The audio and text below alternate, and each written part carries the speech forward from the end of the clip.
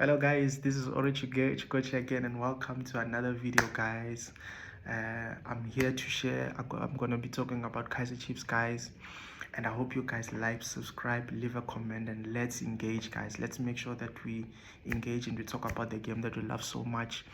And yeah guys, the Premier Soccer League is starting, the Betway Premier Soccer League is starting, La Liga is starting, Barclays Premiership is starting, or let's say the English Premier League is starting. So a lot more content is gonna come, guys. So let's make sure that we engage and talk about the game we love so much. So today I'm gonna be talking about Kaizer Chiefs, what I found so far in terms of the squad, two, two, the signings that they've made so far, three, the games that I've noticed in terms of the preseason and what's going on, what they look like, what new things that they are doing, my thoughts on a few things that I've noticed, guys, and also the way forward from there in terms of from where they are, what can they do, So I'm just going to give a brief view on that, and in terms of sharing, what the Kaizer Chiefs should look like. So guys, when you're talking about Kaizer Chiefs, there's always has to be some optimism, as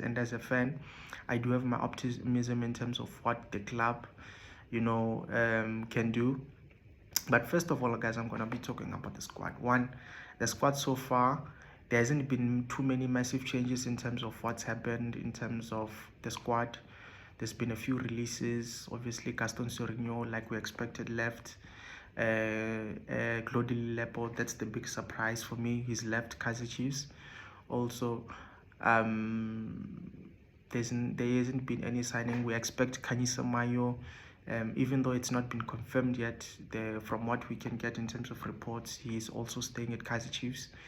Obviously, there's been a few releases, but generally you can that you can see that the squad over and above is more or less the same. There hasn't been Thabo again.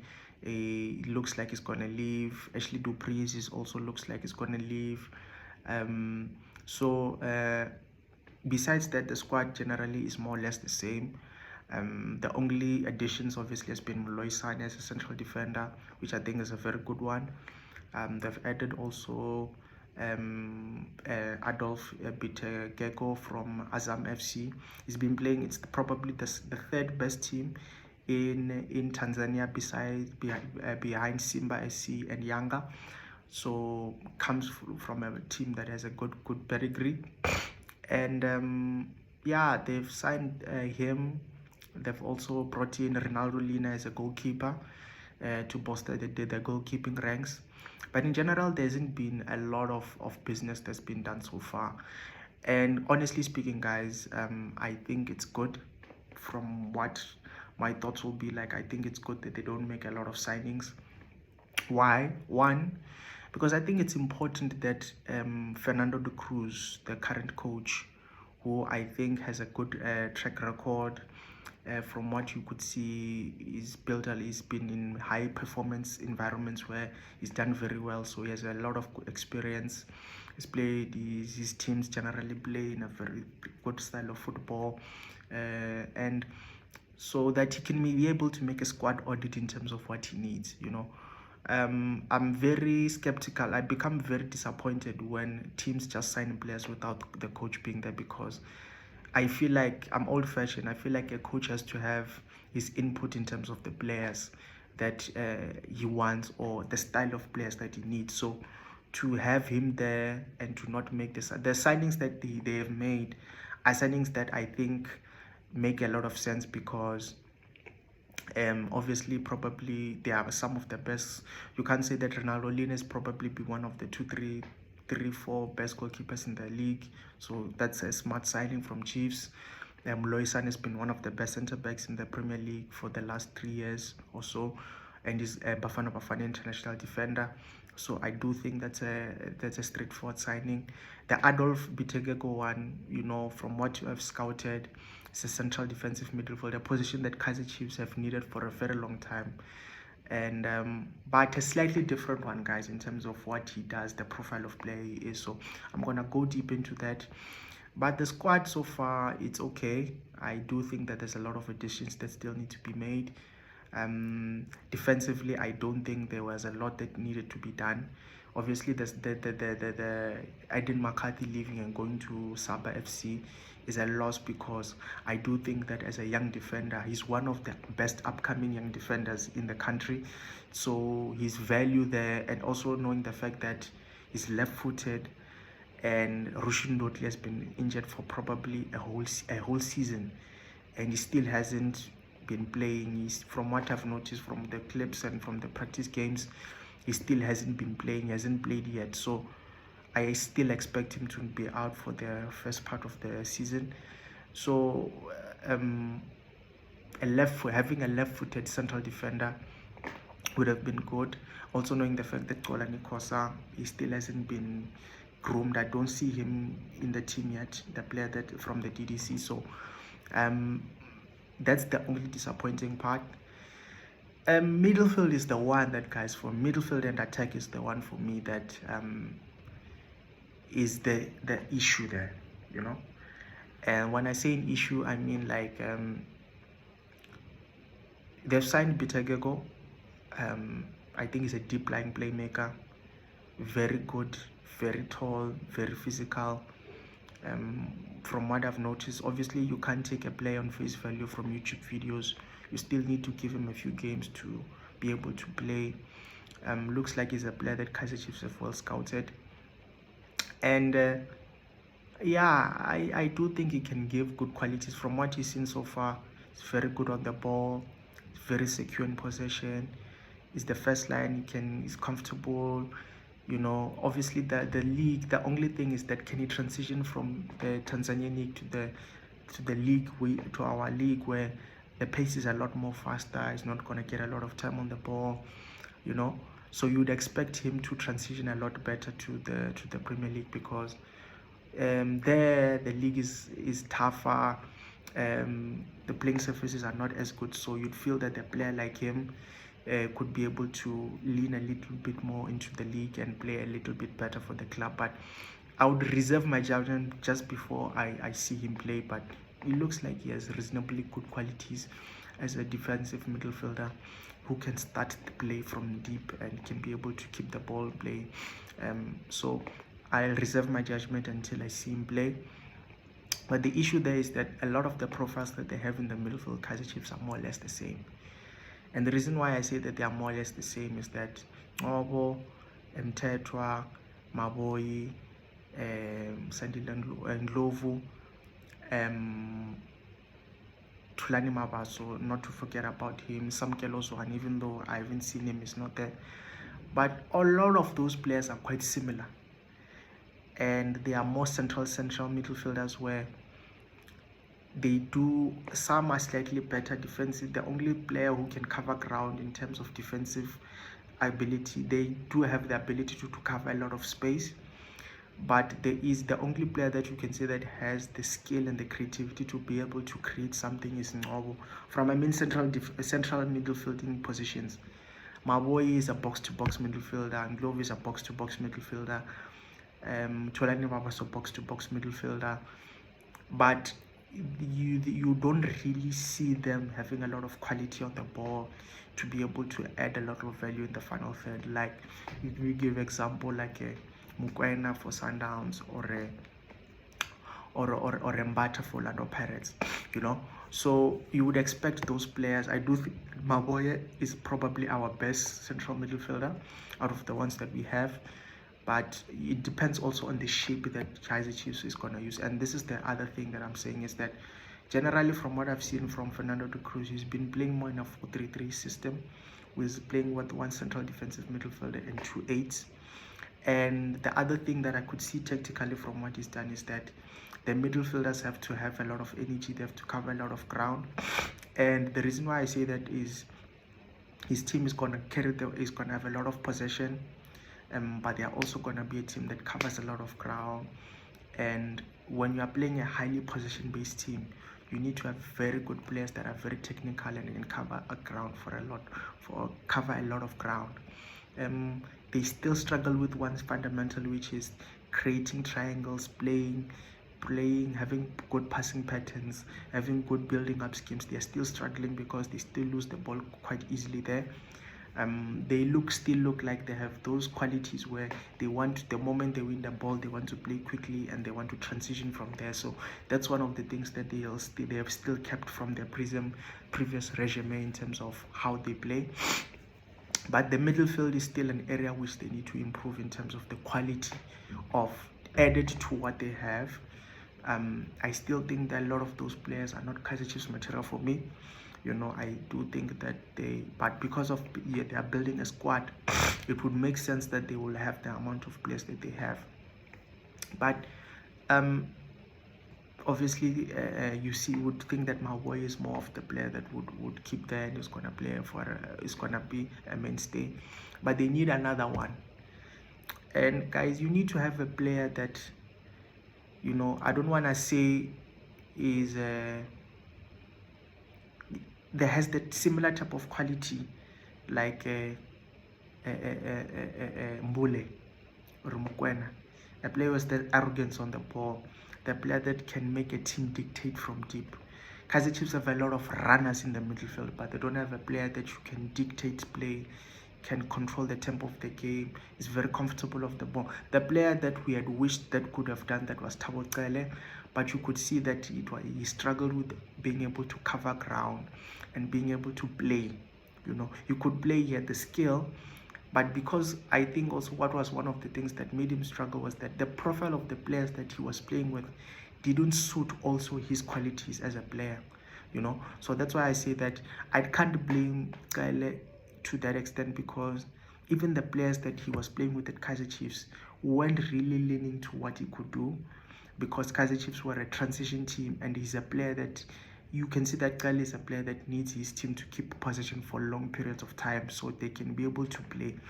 But because Kaizer Chiefs, the moment they kept the possession, they lost the ball very easily, and they were a team that always used to want to play with pace and speed. The pace of the game, you could see that it made it a problem for him to be able to keep up. So they need a player who could dictate play. I still think they need that type of profile, because I think from what Fernando's trying to do, I think that's the type of player. That's why you've noticed from the previous games, Frosler has been added, he's been played also in the midfield, because he's a very technical player. As much as he's played as a right back, we know him as a right back. Frosler, coming up in Midfield there, has been playing as a defensive midfielder. He's played in midfield throughout his development phase. At Midfield, he also played as a midfielder, so you can see why he would have wanted him there. So the biggest thing is to add to the technical quality of midfielders that we have, add to that base in terms of being able to improve. So that's one thing I will say. In the forward areas, the biggest thing I say is that they have a lot of players who play with a lot of speed, but the issue is creativity is an issue there. Players that are not really known, players that are not, how can I say, who are consistent enough in the forward areas. The player that you can say that has that ability to be able to do that is Mdu. But because Mdu is up and down, and is also also his consistency is still an issue, he doesn't really give those types of performances on a consistent basis so that he can be a player that Chiefs can rely on. The player that was doing that for Kaizer Chiefs, even though as a player in terms of him being able to come in, drop in deep, was Lilebo. He would have moments of brilliance, but he would be out of the game for a lot of times. He could create a moment of brilliance, but then most of the time you wouldn't see him in the game. So they still need that. They still need those players that are dynamic, that have good skill, but also players that can be able to play in the pockets and play. Players that could help Chiefs be able to dictate play in the pockets, play quick 1-2s, play in triangles. Having those types of players will also make Chiefs a team that is more dynamic and more dangerous.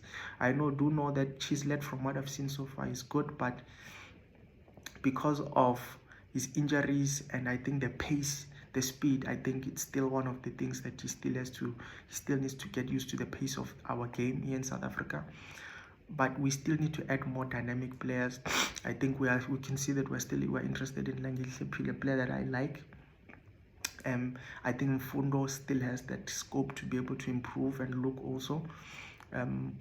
But I still think we need more quality in terms of that area. But from what I've noticed so far in terms of Fernando, he's played in a way that it's different, because if you've noticed, he's played Mfundo as a left winger and played Luke Bartman as a right winger. And it's been different because those are players that from their profiles, you would say that they are players that Mfundo is a player that will play from the right wing, generally cutting deep, and is as a number 10. And Luke is also a player who's more of a second striker. Luke Bartman is not a very technical player that would drop in deep, make play, more probably like a Masanganyo or a Tembazwane. Is more of a second striker, a player who can smell a goal, who can play from deep. You know, he's a late run into the box and is a scorer of the goal. So that's one thing I've noticed from Luke. So when you are playing and when you have those types of players, it's important you have a good philosophy and a good structure in terms of how the players, where the players are supposed to move, which areas they're supposed to occupy. If our wingers are going out wide, if our fullbacks are going out wide, our wingers are dropping deep into the half spaces.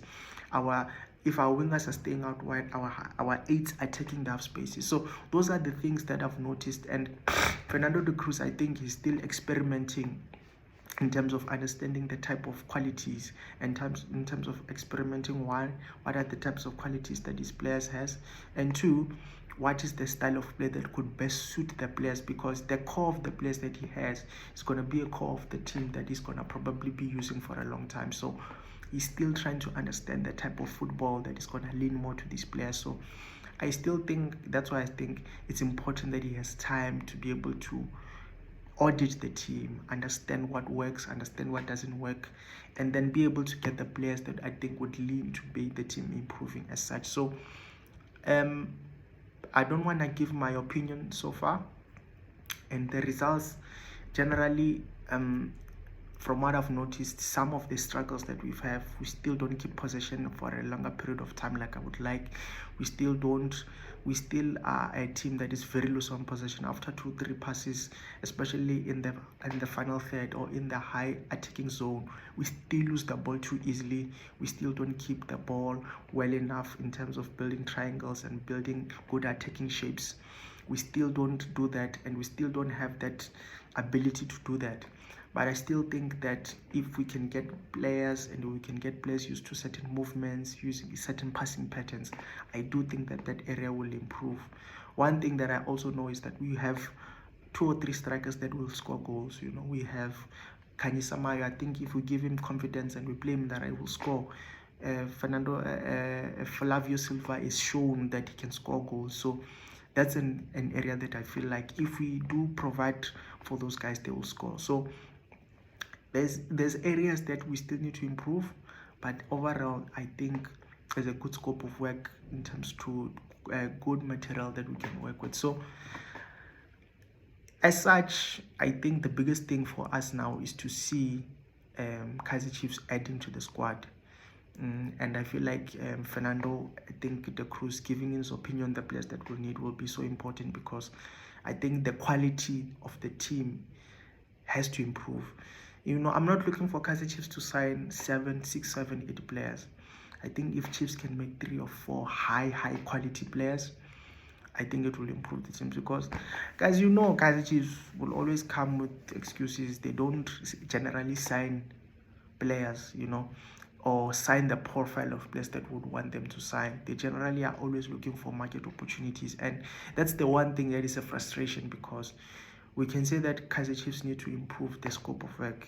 I'll give an example. I can say that Kaizer Chiefs need to sign a Thapelo Maseko, Kaizer Chiefs need to sign a Langalihle Phili, who they are trying to complete the deal for him.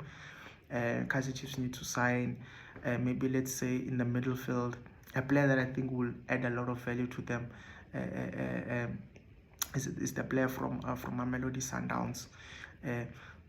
You know, having those types of players, or issues, you know, having those types of players will improve the team. But Kaizer Chiefs need to go and break the bank. You know, You can't just say that you guys want to be competitive in the Premier League, but you don't sign the players that are going to add to that. So I think it's important that Kaizer Chiefs do add that. I also think they should also try to look at the South American market like Sundowns have done. I think you can go to the South American market, try to get players who are good value for money, especially in the midfield areas where you need players who are very technical. Look at Sundowns, they have Marcelo Allende, they have Nuno Santos. Those players are highly quality players that will add to the scope of the team improving as a team. So I think that's the one thing that Kaizer Chiefs can do. But overall, I just want to first see what they can do, and then I'll leave my opinion on that. But I just wanted to give you guys a brief scale of what my thoughts are so far on the team, my thoughts of what I've noticed from preseason, what additions they still need to make, and also technically and tactically, what are the moves and the decisions that still need to be made from a management type of in terms to improve the team, and also give us fans the right picture about the team improving. As fans, we want the team to improve. We want the team to be competitive in the league. We don't want Kaizer Chiefs to just be a team that is there as a third and fourth. You know, Kaizer Chiefs, guys, we have to be OP. Kaizer Chiefs, for the last 10 years, have averaged being in the number 6 in the league. You know, that's their average position in the league. They're 6th.